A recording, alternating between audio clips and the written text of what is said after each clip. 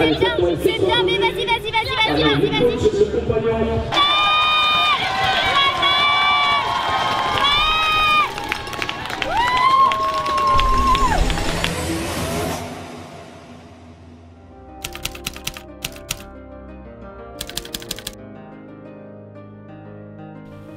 Est-ce que ça vous arrive de vous asseoir et de réfléchir à l'acte fixé, les objectifs dont vous rêvez tant? Est-ce une obsession d'atteindre un jalon et de réussir avec une destination à sa base fondamentale? Ou est-ce une justification d'apprendre du processus et de découvrir ce que nous sommes vraiment capables de faire? Notre plein potentiel est souvent inexploité et pour beaucoup, ils n'ont jamais eu l'occasion de ressentir ce que nous voyons, même si le doute existe. Ce n'est dangereux lorsque vous commencez à douter de vous-même. Les objectifs que nous savons ou que nous avons accomplis, cette habitude continue de nous pousser au-delà de ce qui a été autrefois considéré comme incroyable et inatteignable à notre regard. Et d'une leçon de vie à l'autre, il vaut mieux être constamment bon que parfois excellent. Ici, on parlera de ma prochaine saison, la saison numéro 2 de l'Ironman. Cette nouvelle prépa à l'Ironman 70.3 est ma façon de vous aider à atteindre vos objectifs en vous montrant ce que je fais pour accomplir les miens. Tout au long de cette série menant au Sable d'Olonne, je vous fournirai les outils, les ressources et les connaissances nécessaires pour préparer aussi votre prochain entraînement de course. De vouloir devenir un athlète hybride m'a beaucoup appris sur les sports d'endurance et la musculation. On parlera de sport d'endurance, de musculation, on ira parler même d'hypertrophie, de force. Et il est grand temps pour moi de continuer d'améliorer les capacités dont j'ai appris cette année, que ce soit sur la natation, le vélo et la course à pied. Il est grand temps de lancer cette nouvelle saison.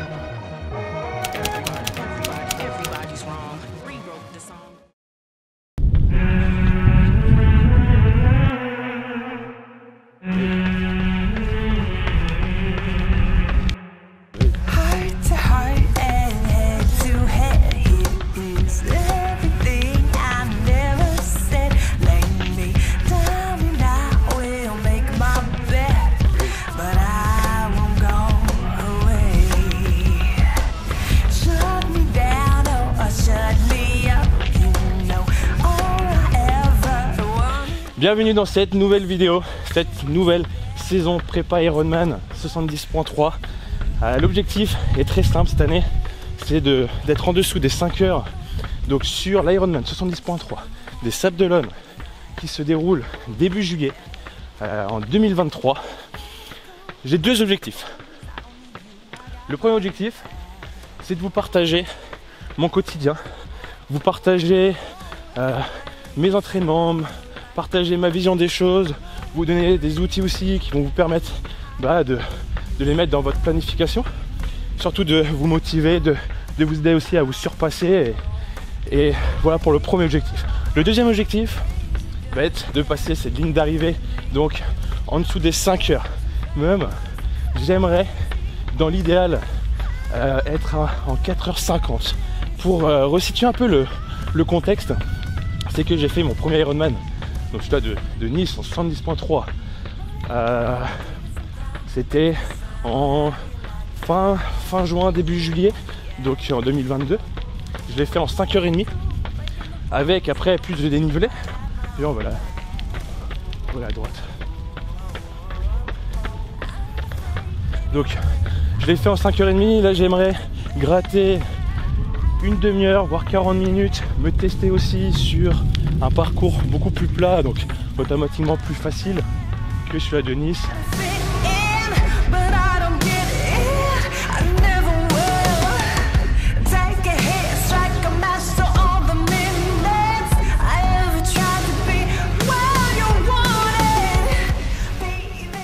Après voilà, tout ça va être possible et je pense que si vous mettez votre argent, votre énergie dans un objectif haut, voire pour le moment inatteignable, va le rendre automatiquement plus ambitieux et vous aider à surpasser et à vous aider lors d'une problématique sur le moment, sur les entraînements, parce qu'automatiquement il va y avoir des facteurs, vous n'allez pas pouvoir les contrôler, les facteurs extérieurs comme le temps, la pluie, l'envie, la procrastination, et votre objectif qui est aujourd'hui ambitieux, va vous rappeler que vous pouvez pas faire autrement et qu'il faut y aller maintenant, et ça va vous aider à vous surpasser.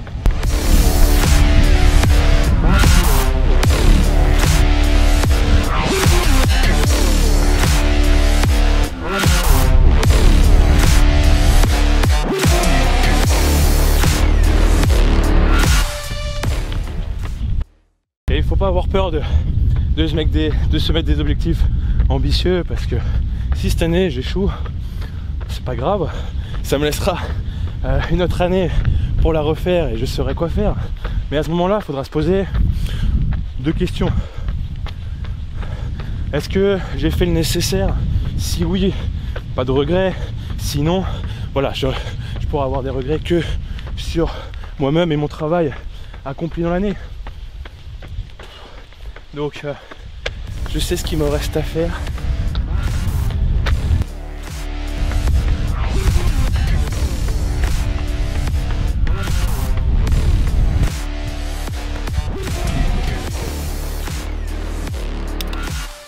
Cette année, je vais me concentrer sur 5 piliers différents pour atteindre cet objectif, qui va être le premier pilier, donc de travailler sur un seuil aérobie, donc de travailler dans une zone bleue et verte, en me concentrant cette année beaucoup plus sur la course à pied, le vélo et un tout petit peu moins la natation. Après on verra comment ça va se passer dans l'année, mais je vais mettre de la natation avec une charge de travail inférieure par rapport à l'année dernière.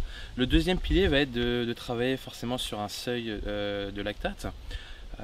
On connaît tous sur un travail de vitesse. Et l'objectif, ça va être de bien gérer ma charge de travail entre le pilier 1 et 2 pour éviter certaines blessures que j'ai pu avoir donc, dans l'année, et de prendre cette expérience et de la mettre en place cette année. Le troisième pilier va être l'alimentation et l'hydratation automatiquement. Le quatrième pilier va être la récupération et le repos, donc vraiment se concentrer là-dessus pour pouvoir avoir un maximum d'énergie et d'arriver un tout petit peu moins fatigué en fin d'année. Et le dernier pilier va être sur une surcharge progressive, de gérer cette charge d'entraînement entre le volume et l'intensité et de monter progressivement en mettant des phases forcément de récupération, de deload, et comme ça toute l'année. Voilà, on prend l'expérience de l'année dernière pour la transformer en une meilleure année et atteindre cet objectif qui est de passer la ligne d'arrivée en moins de 5 heures.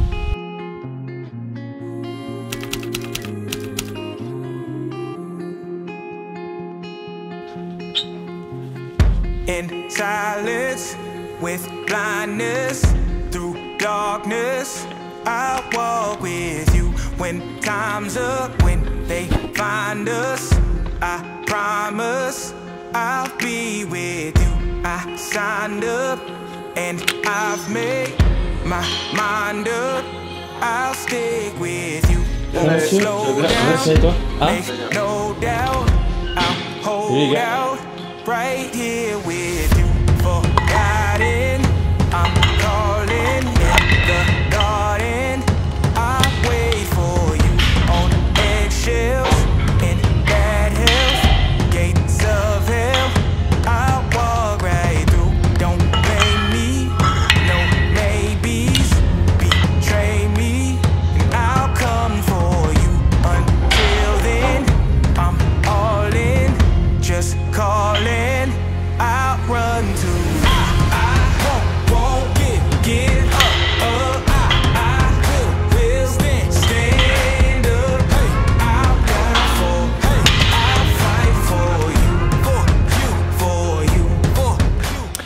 Alors il y a une chose que je vais garder dans ma planification, c'est bien le travail de force.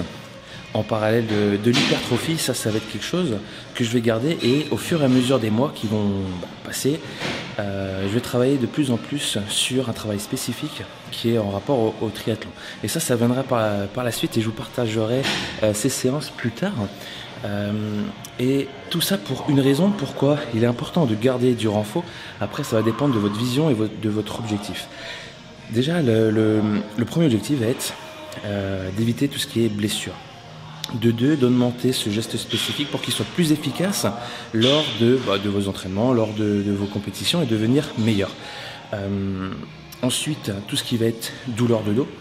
Et la dernière chose, tout ce qui est douleur au genou. Si je prends l'exemple d'un coureur, souvent quand on va augmenter sa fréquence d'entraînement en course à pied, il y a des douleurs qui peuvent apparaître et c'est souvent un manque de renfort. Souvent, tout ce qui se passe au niveau des hanches, il y a beaucoup de choses qui vont se passer au niveau des hanches.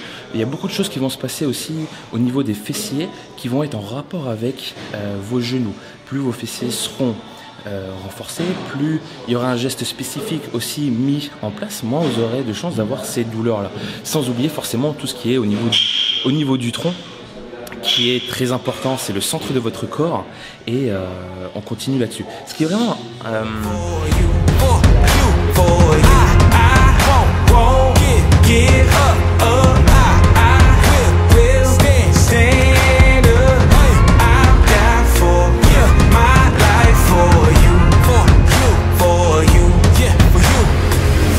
Put all my hope in you. What is a man supposed to do? Hunger in my eyes, I'll stand up close to you.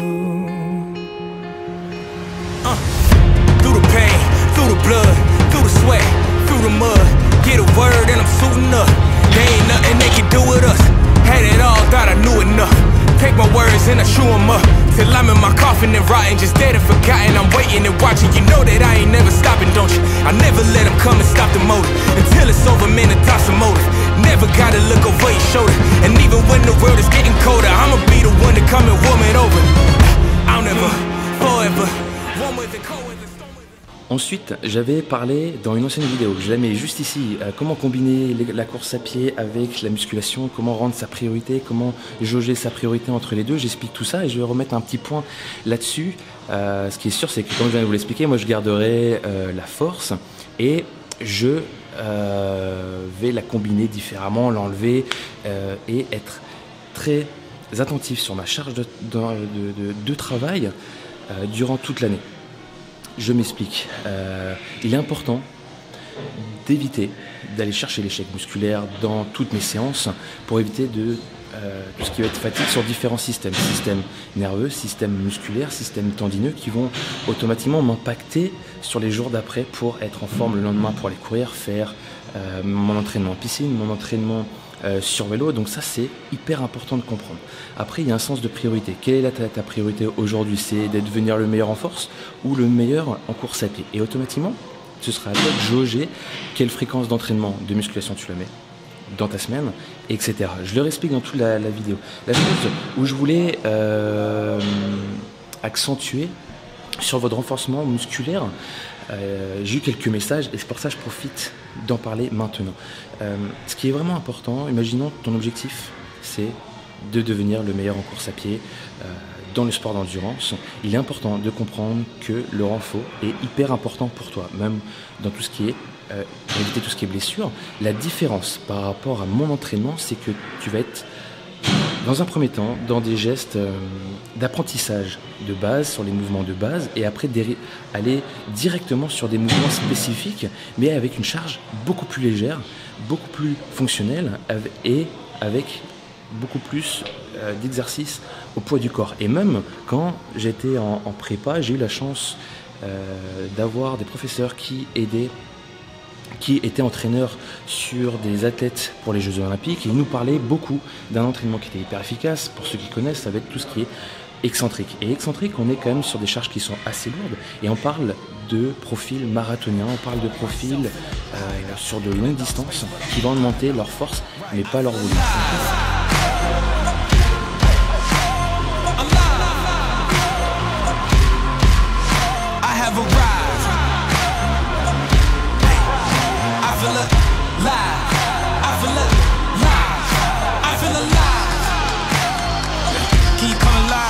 Come alive. Can you come alive? Can you do it right? Tonight is nice, come alive. Tonight is nice, come alive. C'est bon, séance terminée. Donc aujourd'hui, séance pull focus dos avec juste un enchaînement sur les biceps qui était, comme vous avez pu voir juste avant, un enchaînement sur le curl pupitre et le curl marteau aux haltères. On termine cet épisode par une séance de musculation. On lance la saison 2 à partir d'aujourd'hui et on se retrouve pour un nouvel épisode, pour de nouvelles aventures. À bientôt et merci d'avoir regardé. N'oubliez pas une dernière chose, de vous abonner. Ciao ciao. Wild out, looking for the boy, but I'm miles out. Finding myself in a hideout. In a dark space, I'ma climb out. Right now, wild out, looking for the boy, but I'm miles out.